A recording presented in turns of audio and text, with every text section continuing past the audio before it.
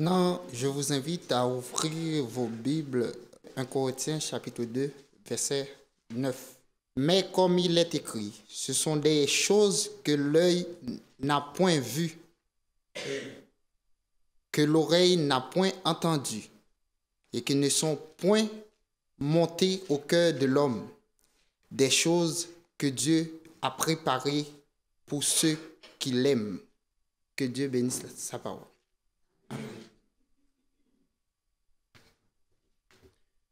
Si vous voulez vous asseoir, nous allons maintenant prendre le chant de préparation, le 492, Seigneur, attire.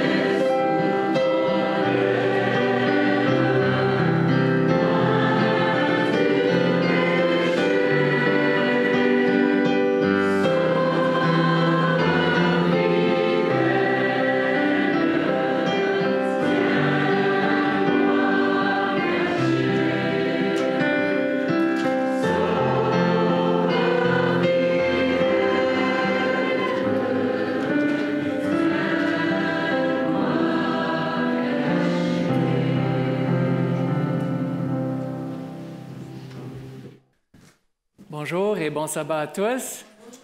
Ça me fait plaisir de vous voir ce matin. J'espère que vous avez passé une bonne semaine. Je demanderai à l'équipe de mettre la photo sur l'écran pour commencer. Alors, quand moi j'étais jeune, j'aimais beaucoup faire les casse-têtes. Et même quand j'étais parent, j'aimais voir aussi mes enfants faire des casse-têtes.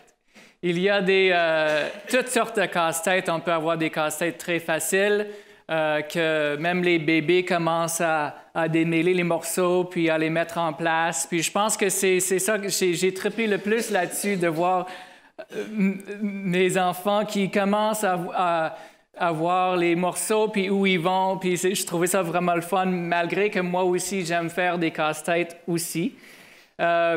Mais malheureusement, aujourd'hui, je n'ai pas beaucoup de temps pour les casse-têtes. On en fait parfois en famille, mais pas très souvent. Mais les casse-têtes, c'est quand même intéressant parce que ça fait une belle image. J'aime surtout des casse-têtes qui ont des très belles images, peut-être des images de la nature ou d'autres choses. Moi, je n'ai pas choisi les images sur l'écran. En fait, j'aurais échangé les images et vous allez comprendre pourquoi bientôt. Mais malgré que les deux, c'est des images de nature, mais je trouve l'image en bas encore plus belle parce que c'est la nature, puis on voit la rivière, le ruisseau qui passe. Mais ces images-là représentent deux choses différentes. Alors, on peut peut-être pas très bien voir les morceaux qui sont en haut, mais on peut imaginer un peu les morceaux qui manquent dans l'image en bas. Il y aura un morceau qui serait majoritairement bleu, parce qu'il faut le mettre dans le ciel. Il y aurait aussi un morceau qui aurait les couleurs des feuilles, puis un autre qui aurait la moitié des couleurs des feuilles, puis aussi du gris pour les roches et l'eau un peu plus foncée.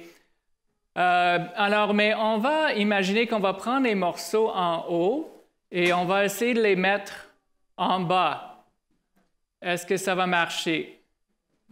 Non, ça ne marchera pas parce que les morceaux en haut, ils vont aller justement dans le casse-tête en haut pour compléter. Alors, avec les morceaux qui sont à l'écran, on peut compléter l'image qui est en haut, mais on ne peut pas compléter l'image qui est en bas. Même si on décide qu'on veut vraiment insister à mettre les morceaux dans le casse-tête en bas, on n'aura pas une belle image. Premièrement, ce n'est pas les bonnes couleurs, ce n'est pas la bonne image. Deuxièmement, ce n'est même pas la bonne grandeur non plus. Alors, même si on les met, on n'aura pas un beau casse-tête. Je pense que cette illustration-là nous démontre justement que nous avons chacun une place et les deux casse-têtes représentent justement le monde et ceux qui se préparent pour le ciel.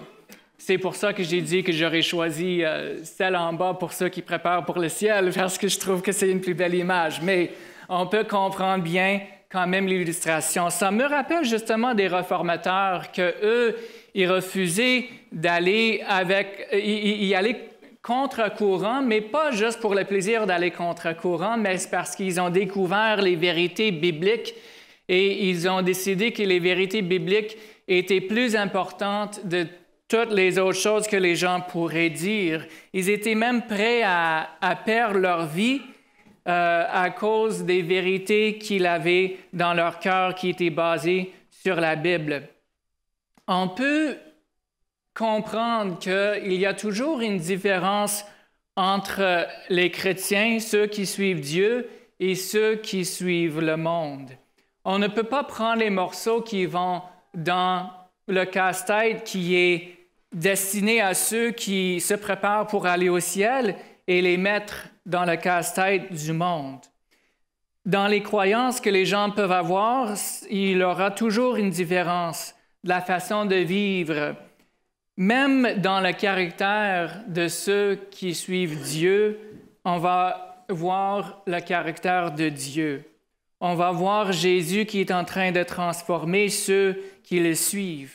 Alors, ça ne donne rien d'essayer de mettre un morceau de casse-tête dans le mauvais casse-tête. Ça ne marchera jamais.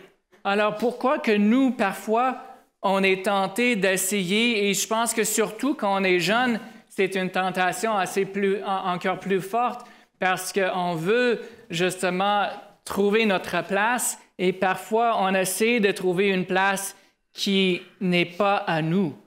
On est souvent insatisfait aussi parce qu'on sait qu'on ne peut jamais être complètement comme le monde. Mais est-ce qu'on trouverait ça normal d'essayer de forcer un morceau de casse-tête dans le mauvais casse-tête?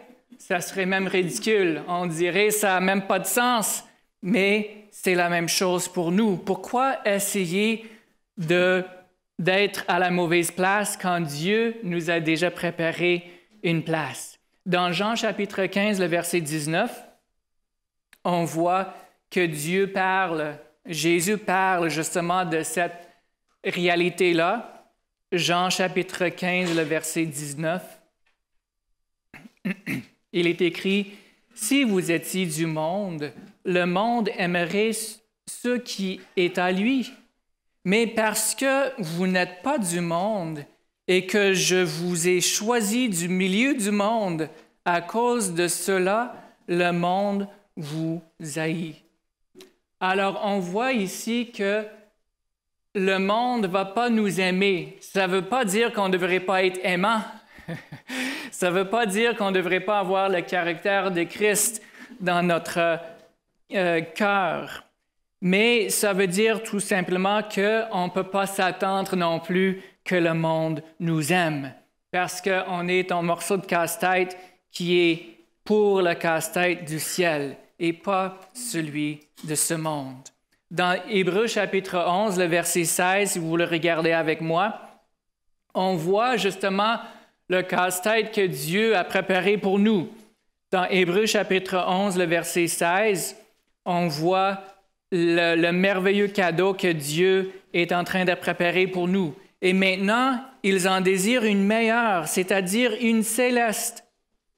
C'est pourquoi Dieu n'a pas honte d'être appelé leur Dieu, car il leur a préparé une cité.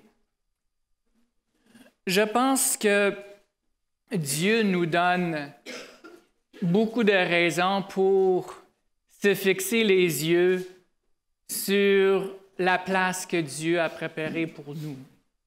Et je pense qu'en quelque sorte, se fixant les yeux sur le ciel et sur tout ce que Dieu a préparé pour nous, ça nous fait vivre le ciel ici sur terre aussi. En fait, si on veut vivre le ciel ici, c'est en faisant confiance à Dieu et en croyant chaque parole qui sort de sa bouche. Dans Colossiens chapitre 3 et le verset 3, Colossiens 3, 3, on voit le secret pour expérimenter le ciel ici sur terre. Et je ne parle pas d'un ciel qui va être semblable au ciel qu'on va expérimenter plus tard, mais une partie du ciel puisse quand même être vécue dans notre cœur. Colossiens chapitre 3 et le verset 3, « Car vous êtes morts et votre vie est cachée avec Christ en Dieu. » Alors, d'être caché, d'avoir notre vie cachée avec Christ en Dieu, c'est le ciel qui commence ici sur terre. C'est une relation avec Dieu qui continue à tous les jours. Je peux imaginer que on peut penser que c'est un peu difficile de connaître Jésus parce que Jésus n'est pas ici en chair et en os. Et pour nous, c'est difficile parfois d'imaginer qu'est-ce que ça serait de le rencontrer face à face parce que c'est quelqu'un qu'on n'a jamais vu avec nos propres yeux. Mes parents ils ont une histoire quand même assez intéressante, une histoire d'amour qui sort un peu de l'ordinaire. Ma mère vient de l'Australie et mon père, il vient du Massachusetts aux États-Unis. Puis, lui, il a été rédigé dans l'armée de Vietnam pour, je ne sais pas exactement combien de temps, mais il était là quand même quelque temps dans l'armée. Il est allé là-bas. Puis, pendant qu'il était là, ma mère avait une amie qui avait reçu des coordonnées des soldats qui étaient dans l'armée. Et ils se sont dit, ça serait intéressant de les écrire parce qu'ils sont loin de chez eux, et peut-être qu'ils s'ennuient, ils trouvent ça difficile. On va les écrire pour les encourager. Alors, ma mère, elle a choisi d'écrire à 2 soldats qui étaient dans l'armée, puis mon père, il en était un parmi les 2. Alors, éventuellement, mon père il est allé en vacances, puis il a pris quelque temps pour rencontrer ma mère. Mais avant de rencontrer ma mère, il se connaissait déjà un peu parce qu'il s'écrivait, puis il s'envoyait des lettres. Alors, dans le fond, ce n'était pas des étrangers complètement parce qu'il avait déjà développé une relation, même si ce n'était pas une relation d'amour à ce moment-là, mais quand même une amitié qui s'est installée à ce moment-là. Alors, ils se sont rencontrés, Puis, après cette rencontre-là, ils ont décidé de continuer à s'écrire et de continuer à communiquer. Alors, ils continuaient à entretenir cette relation-là d'amitié. Puis, après quelque temps de s'écrire, mon père il a eu l'occasion de retourner en Australie pendant qu'il était encore là au Vietnam, puis il est allé la visiter une deuxième fois. Puis après ça, ils ont décidé de se marier. Après cette deuxième visite-là, ils ont décidé de se marier. Alors ma mère est allée aux États-Unis. Puis mes parents m'ont dit souvent, c'est pas comme ça qu'on veut que tu fasses, là. Mais mon point, c'est quand même que ils étaient à l'aise de se marier. Je connais très bien mes parents, surtout mon père. C'était vraiment pas un coup de tête. C'est vraiment pas un gars qui va réagir selon les émotions. C'est quelqu'un qui va bien étudier la situation. Il va réfléchir, il va prier là-dessus, puis il va prendre une décision. Alors, c'est-à-dire que même s'ils n'avaient pas l'occasion de se voir beaucoup, ils se connaissaient quand même en quelque sorte, parce qu'ils ont pris le temps de communiquer, ils ont pris le temps de développer une relation, puis ils étaient à l'aise de se marier avec cette relation-là qui était établie. Alors, j'imagine que nous, avec Dieu, on peut avoir une relation encore plus intime parce que Dieu s'est révélé à nous de tellement de manières qu'on puisse le connaître.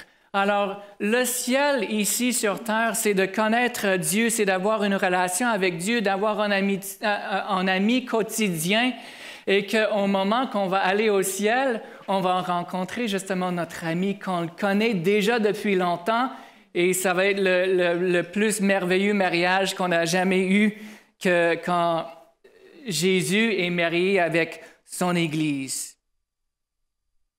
Dans le livre Jésus-Christ, il y a quelques phrases que j'aimerais partager avec vous.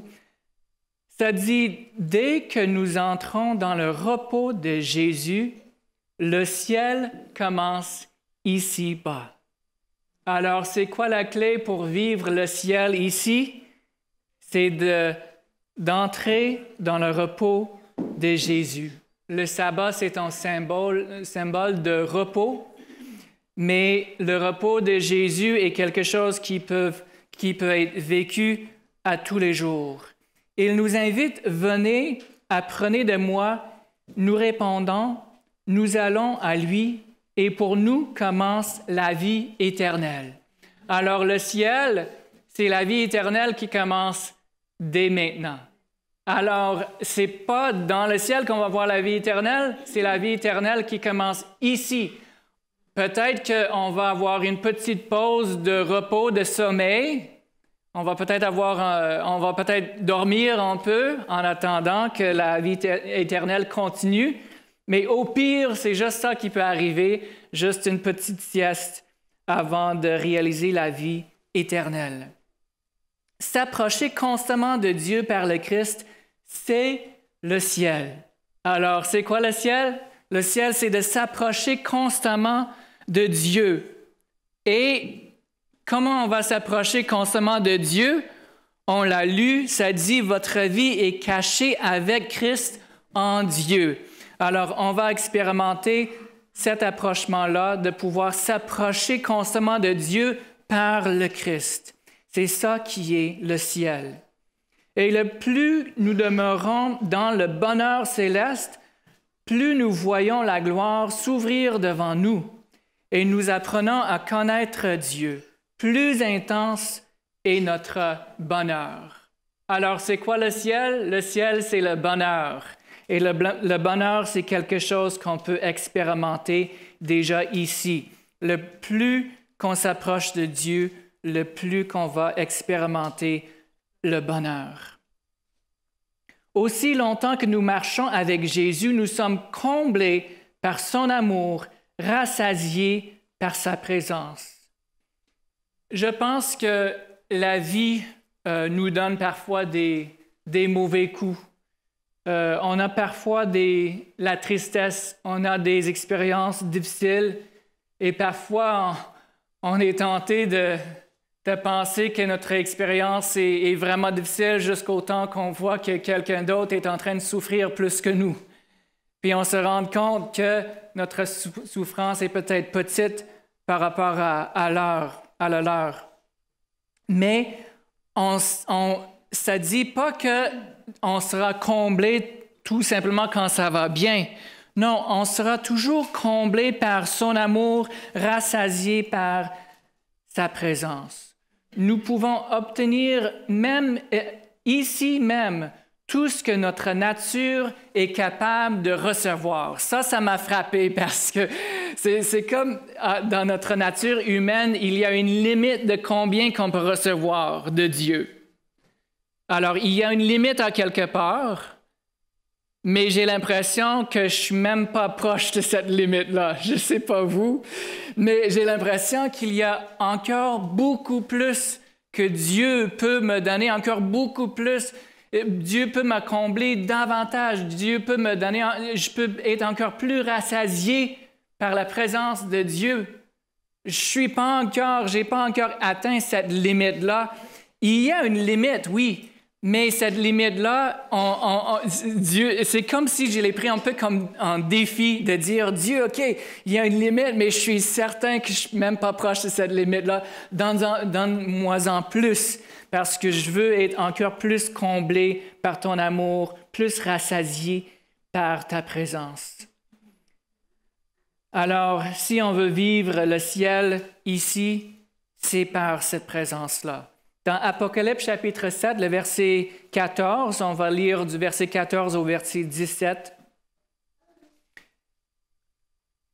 Apocalypse chapitre 7, le verset 14.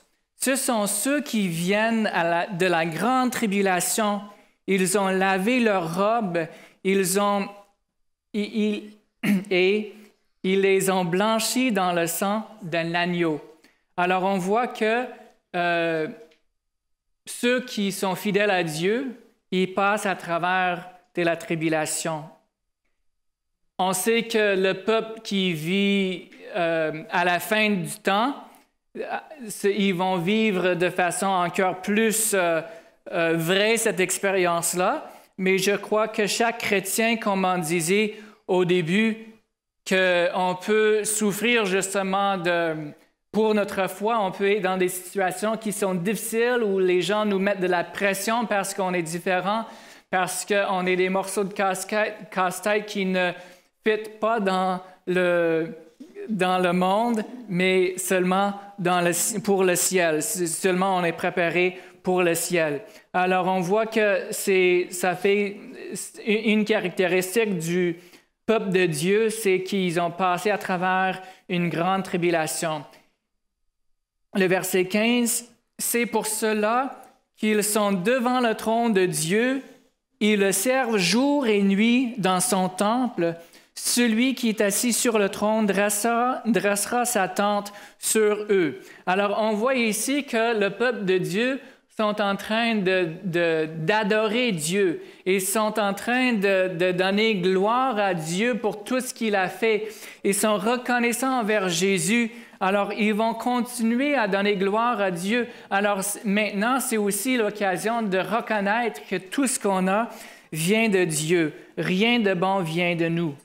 Ils n'auront plus faim, ils n'auront plus soif. Le soleil ne les frappera point, ni aucune chaleur. Car l'agneau qui est au milieu du trône les paîtra et les conduira aux sources des eaux de la vie. Et Dieu essuiera toutes larmes de leurs yeux. Alors, on peut voir ici que présentement aussi, on a le privilège d'adorer Dieu. On a le privilège de venir à l'Église. On a le privilège de dire que toutes les bénédictions que nous avons viennent de Dieu. Alors, en comprenant et en étant reconnaissant pour toutes ces choses-là, le ciel va tout simplement continuer dans cette atmosphère de reconnaissance envers Dieu pour tout ce qu'il a fait pour nous. J'aimerais raconter une histoire qui m'a beaucoup touché et je pense qu'il y en a parmi vous qui connaissent déjà l'histoire. Moi, je le connaissais aussi il y a peut-être 4-5 ans. Je l'avais lu dans un livre, mais je l'avais écouté dans un témoignage qui était enregistré par 3ABN. Et ça m'a touché de nouveau, alors j'aimerais vous raconter justement cette histoire-là parce que c'était à ce moment-là un jeune garçon qui vivait en Roumanie et qui, souvent, on lui mettait de la pression pour sa foi, excusez-moi. On lui mettait beaucoup de pression pour sa foi parce que dans son pays, il s'appelle, vous le connaissez plusieurs d'entre vous, Pavel Goya. Alors, c'est un pasteur présentement. Et dès son jeune âge, il n'allait pas à l'église le sabbat parce qu'il gardait le sabbat comme nous. Mais l'école avait toujours lieu le sabbat. Alors, ses amis lui mettaient la pression, ils riaient de lui. En fait, il n'y avait pas d'amis, mais je veux dire, ses camarades de classe lui mettaient de la pression. Il se sentait beaucoup tout seul. Ses professeurs aussi lui mettaient beaucoup de pression. Parfois, ils lui donnaient même des examens imprévus et même des sujets comme des choses qu'il n'avait pas encore étudiées dans la classe pour voir s'il pouvait passer les examens. Puis c'est juste un jeune garçon de 6, 7, 8 ans, puis ça continuait comme ça. Alors, il trouvait ça quand même difficile, mais il avait un bon soutien à la maison avec ses parents qui l'encourageaient à rester fidèle et Dieu a toujours pourvu pour lui. Je pense qu'il se sentait vraiment comme un morceau de casse-tête qui fitait pas, qui n'allait pas du tout dans le casse-tête où il se trouvait. Mais en grandissant, sa foi aussi grandit et il était rendu à l'adolescence. Il avait à peu près 16 ans ou 17 ans. Il a commencé à travailler. Alors, à ce moment-là, il a appris à travailler avec le verre. Alors, il y avait comme des planches, je ne sais pas comment on dit ça, des morceaux de verre. Il faisait toutes sortes de choses. Il était quand même très doué. Il était capable de travailler avec le verre, puis de le transformer, puis de fabriquer toutes sortes de choses avec le verre. Mais son patron, bien sûr, voulait qu'il travaille le sabbat. Et il a dit, non, je ne vais pas travailler le sabbat. Il a dit, je suis prêt à venir le dimanche, mais le sabbat, je ne rentre pas. Il a dit, je peux même travailler le soir, je peux même travailler la nuit, je peux vous faire autant d'argent que vous voulez, mais je ne vais pas rentrer le sabbat. Alors, son patron était très fâché avec lui, même il se moquait de Dieu, puis il a dit, Dieu, il n'existe même pas. Il a dit, s'il existe, qu'il vienne se montrer, puis qu'il nous démontre qu'il existe. Alors, il a été très méchant. Il a même dit toutes sortes de mots qu'on ne répète pas. Puis, il était très, très, très fâché. Sa figure est devenue rouge. Pavel, il a eu comme peur un peu parce qu'il ne savait pas trop qu'est-ce que son patron allait faire. Alors, il est retourné à la maison. On a discuté avec son père. Ils ont prié ensemble. Et son père a dit, tu vois, dans le fond, c'est encore mieux que ton patron ait dit ça parce qu'il a dit, c'est plus une histoire de toi. Il a dit, c'est Dieu qui est en danger ici. On est en train de se moquer de Dieu. Alors, c'est la responsabilité à Dieu de se défendre. Et notre responsabilité, c'est de donner gloire à Dieu le mieux qu'on peut et demander à Dieu de nous donner l'occasion de lui donner gloire et bien sûr de rester fidèle à ce que Dieu nous demande de faire. Alors, il arrive le dimanche matin pour travailler, puis il a trouvé un gros bloc de verre qui était devant la porte. Et le bloc de verre, en fait, c'était un bloc qui ont laissé dehors depuis des années. Puis son patron a dit, tu vas prendre ce verre-là, puis tu vas travailler avec. Il ne savait pas trop quoi faire, mais il savait que c'était impossible de travailler avec ce verre-là. Alors il a demandé, il a dit, est-ce que je peux retourner le verre puis aller chercher le verre que je prends normalement pour travailler? Alors, son patron a dit oui, qu'il pouvait le faire, mais que si jamais le verre se perdait, qu'il faudrait qu'il paye pour le verre. C'était excessivement cher, il n'y avait pas l'argent pour le payer, alors c'était sûr qu'il irait en prison si le verre se perdait.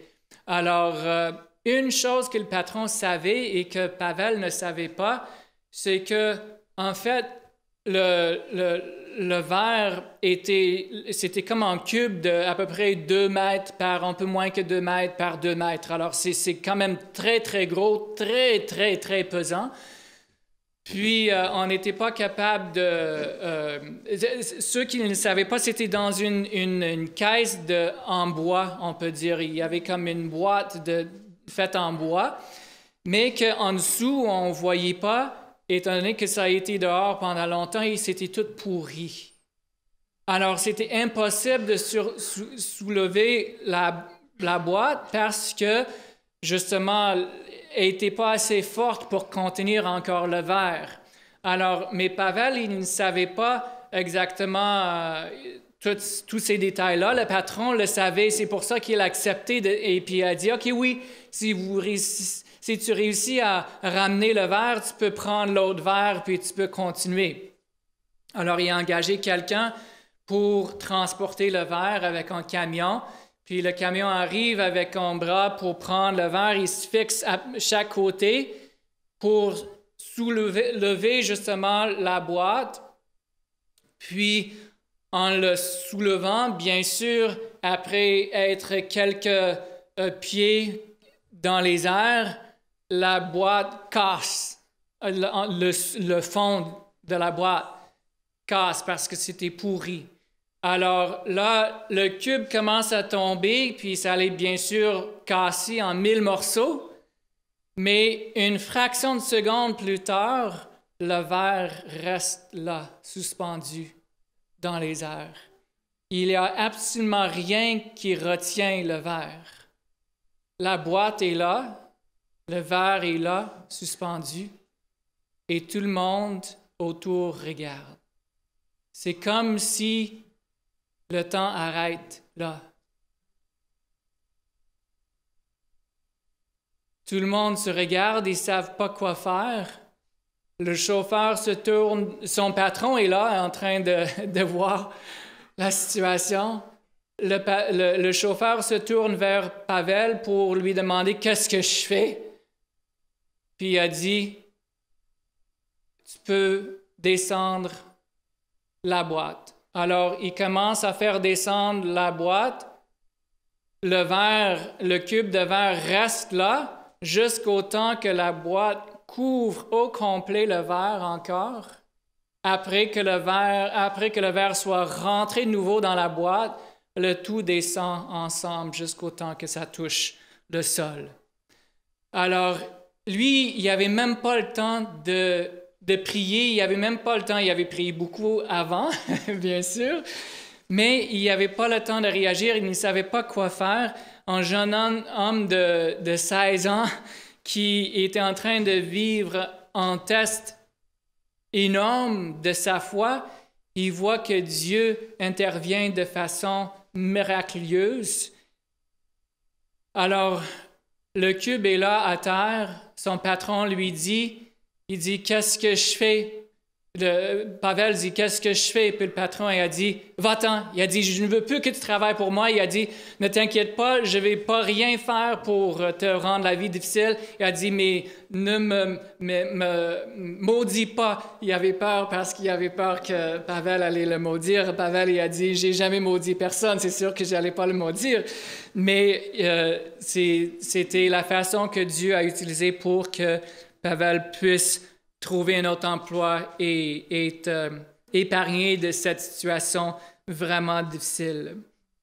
Je pense que Dieu va peut-être pas toujours intervenir d'une façon si frappante, mais l'expérience que Pavel a eue, c'est l'expérience que Dieu veut qu'on ait aussi. L'expérience de vouloir plus que tout que la gloire de Dieu soit manifestée au lieu qu'on soit épargné de quelque chose. C'est tout à fait naturel de vouloir être épargné des choses. Mais si Dieu laisse quelque chose nous arriver, alors Dieu y a un plan. C'est pas facile, mais le ciel commence dès le moment qu'on accepte qu'est-ce qui nous arrive et qu'on a la paix que Dieu va s'occuper de tout. Dans Matthieu chapitre 20, le verset 28, Matthieu chapitre 20, le verset 28, on voit la raison pourquoi que Jésus est venu. Une des raisons que Jésus est venu ici sur la terre. Matthieu 20, 28, c'est ainsi que le Fils de l'homme est venu, non pour être servi, mais pour servir et donner sa vie comme la rançon de plusieurs. L'exemple que Jésus nous a donné, c'est un principe du ciel. Le principe du ciel, c'est qu'on vit pour les autres. On ne vit pas pour soi-même. On est là pour servir les autres. Alors, en servant les autres, on vit déjà une partie du ciel. Ésaïe chapitre 43, le verset 12. Ésaïe 43, le verset 12. On voit que nous avons une mission et cette mission-là est une mission qui va continuer pendant toute l'éternité. Ésaïe chapitre 43, le verset 12. C'est moi qui ai annoncé, sauvé, prédit. Ce n'est point parmi vous un Dieu étranger. Vous êtes mes témoins, dit l'Éternel. C'est moi qui suis Dieu. Alors, nous sommes ses témoins. Ses témoins pour témoigner de tout ce que Dieu est, pour tout ce que Dieu a fait pour nous. Et c'est quelque chose qu'on est appelé à faire ici, qu'on n'ait pas honte de dire, d'afficher nos vraies couleurs et de dire qui nous sommes en tant que chrétiens, parce que nous sommes des témoins pour Jésus. Et on sera toujours des témoins aussi, même au ciel. On va continuer à dire à tout le monde qu'est-ce que Dieu a fait pour nous. Alors, on devrait prendre goût à dire les choses que Dieu a fait pour nous, pour qu'on puisse être des témoins comme Dieu nous demande. Quand Jésus a créé le monde et il y avait le jardin d'Éden, j'aurais vraiment aimé ça.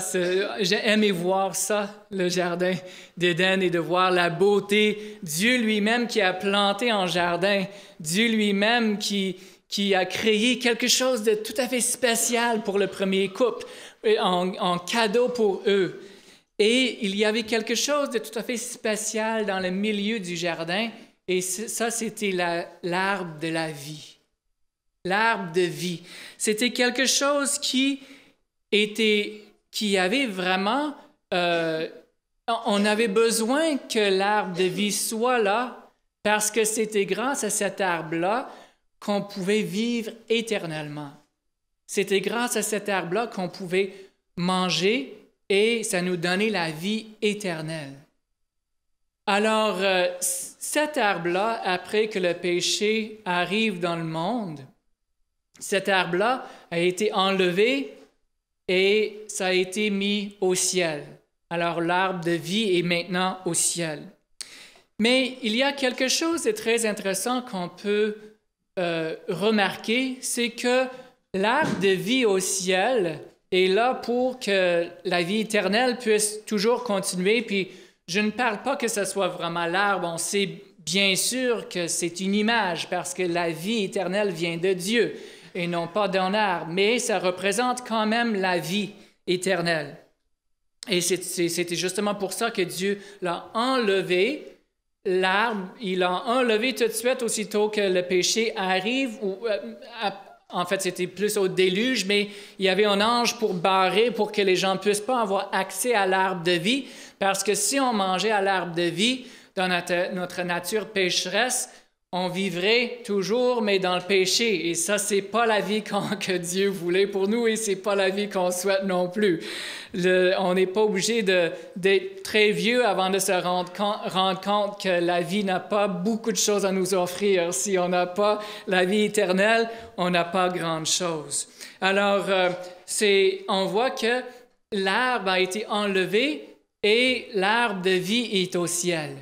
Mais c'est comme si les branches de cet arbre-là sont assez longues qui viennent jusqu'ici sur la terre. Et par quel moyen est-ce que les branches se rendent jusqu'à la terre? C'est par Jésus. Parce que Jésus est descendu du ciel jusqu'à la terre pour qu'on puisse avoir accès à cet arbre de vie. On ne voit pas encore avec nos propres yeux cet arbre de vie, mais à travers Jésus, on a accès à cet arbre de vie. Ces branches qui se rendent jusqu'à la terre pour qu'on puisse en manger et pour qu'on puisse vivre pour l'éternité. Alors, ça me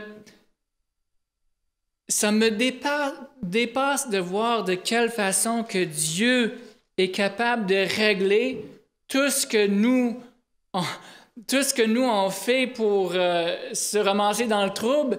Dieu trouve une façon pour nous sauver. Il trouve une façon pour nous délivrer de notre mal. Et on va même pouvoir commencer à vivre le ciel sur terre. Dans Jean chapitre 1, le verset 4, on voit de quelle façon que Jésus nous donne de cet arbre de vie. Jean chapitre 1, le verset 4, « En elle, on parle de la parole de Dieu et la parole est Jésus. En elle était la vie et la vie était la lumière des hommes. » Alors, on voit ici que Jésus est la vie.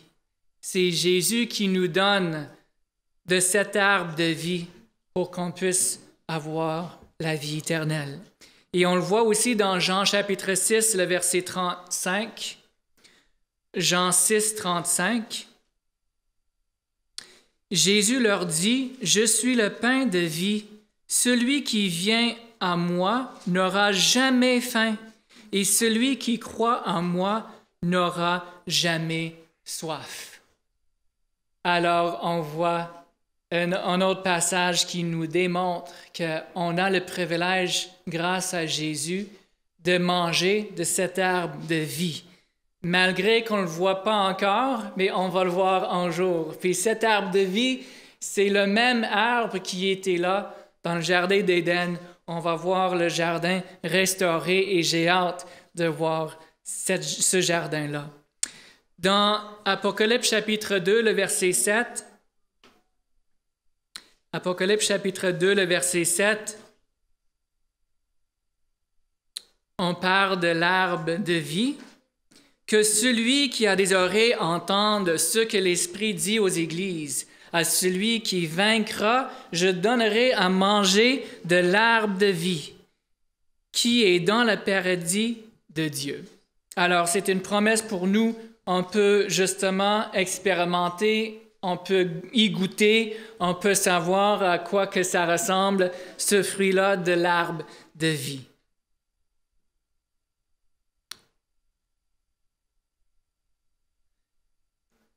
J'aimerais partager avec vous un autre paragraphe qui se trouve dans Conquérant Pacifique et qui parle aussi du ciel qui peut être vécu.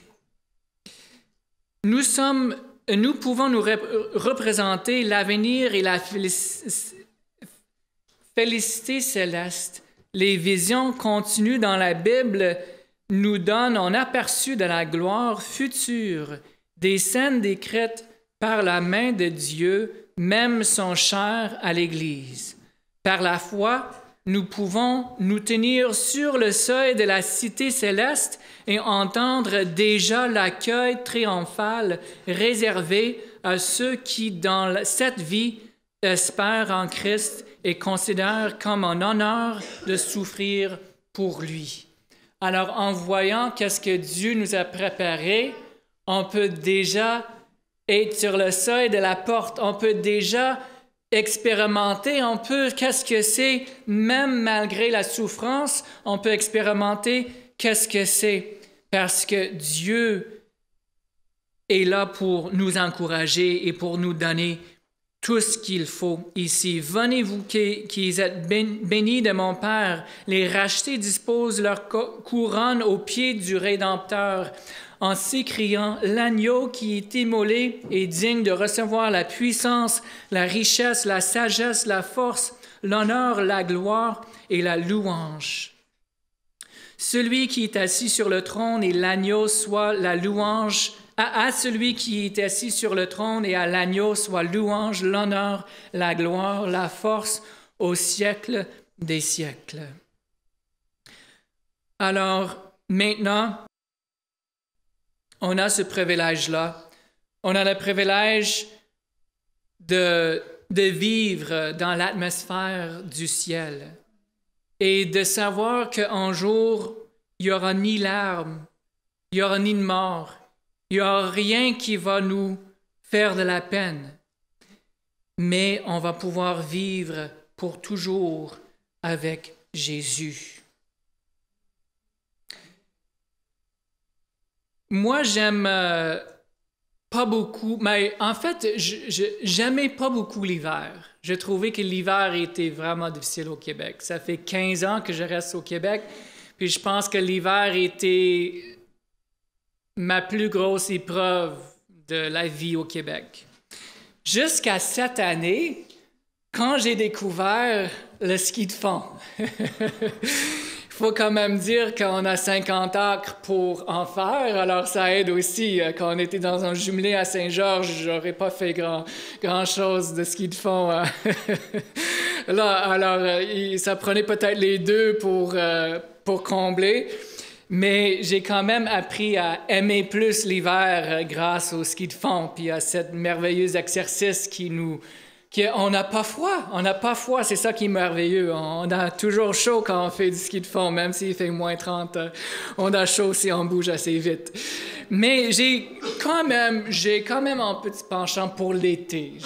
J'avoue que l'été, là, c'est la saison merveilleuse. C'est là qu'on peut aller travailler dans le jardin, c'est là qu'on peut profiter d'être dehors en T-shirt, puis on n'est pas obligé de s'habiller, même incluant la bouche, puis les oreilles, puis tout.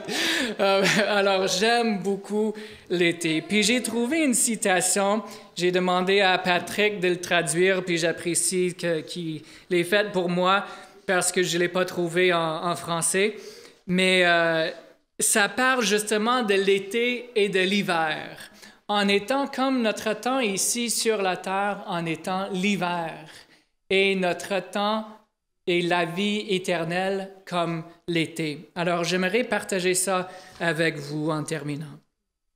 Cette terre est l'endroit où chacun se prépare pour le ciel. La période de temps que l'on passe ici représente l'hiver. Alors, on est en plein hiver présentement, et le temps qu'on est ici sur Terre représente l'hiver. C'est ici que les vents froids de l'affliction soufflent sur nous. Il y en a qui peuvent ressentir ça peut-être plus que d'autres, mais on souffre tous d'une certaine façon. Et c'est aussi ici que les vagues de troubles s'abattent contre nous. Mais dans un proche avenir, lorsque Christ reviendra, peine et soupir prendront fin pour toujours. Alors ce sera l'été pour les chrétiens. Toutes nos épreuves seront terminées et il n'y aura plus ni maladie ni mort. Dieu essuiera toutes larmes de leurs yeux et il n'y aura plus de mort, ni de chagrin, ni de pleurs, car les premières choses sont passées. Amen. Si vous voulez vous lever maintenant, nous allons prendre le cantique d'engagement, le numéro 112. Du ciel, bientôt, Jésus va revenir.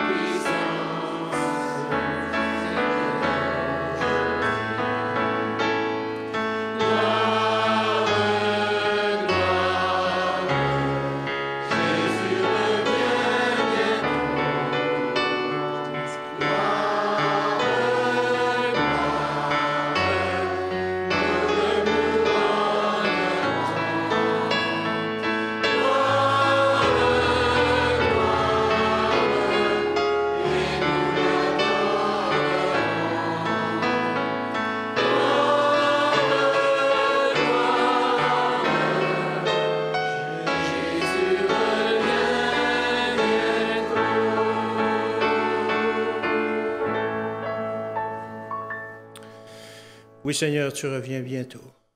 Oui, mais déjà, tu es sur cette terre, tu peux être dans nos cœurs, tu veux être avec nous constamment. Alors, sois avec chacun des membres de cette Église cette semaine, alors que chacun sera dispersé ici et là à leur travail, à leurs occupations. Sois constamment avec nous, que ton esprit nous protège et nous garde, tous ensemble. Et c'est au nom de ton Fils qu'on te le demande. Amen.